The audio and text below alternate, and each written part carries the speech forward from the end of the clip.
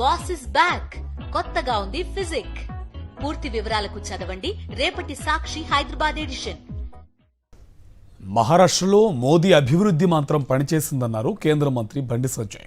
ఫలితాల్లో మహారాష్ట్ర ప్రజలు ఐక్యతను ప్రదర్శించారన్నారు. ఎన్నికల్లో సీఎం రేవంత్ రెడ్డి ప్రచారం చేసిన చోట కాంగ్రెస్ ఓడిపోయిందన్నారు బండి సంజయ్.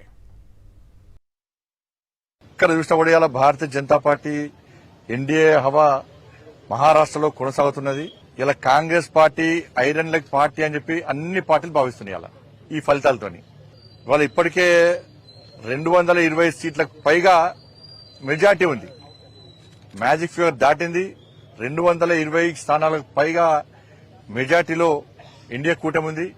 గతంలో కంటే ఎక్కువ సీట్లను సాధించబోతున్నాం.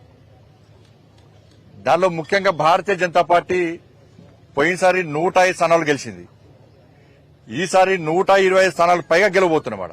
మహారాష్ట్రలో కాంగ్రెస్ పార్టీ కూటమి ఎన్డీఏ కూటమి ఎన్ని అబద్ద ప్రచారాలు చేసినప్పుడు కూడా ఇవాళ ప్రజలు వాటిని నమ్మలేదు. నరేంద్ర మోడీ గారి నాయకత్వం మీరు నరేంద్ర మోడీ గారి యొక్క అభివృద్ధి మంత్రమాల పనిచేసింది.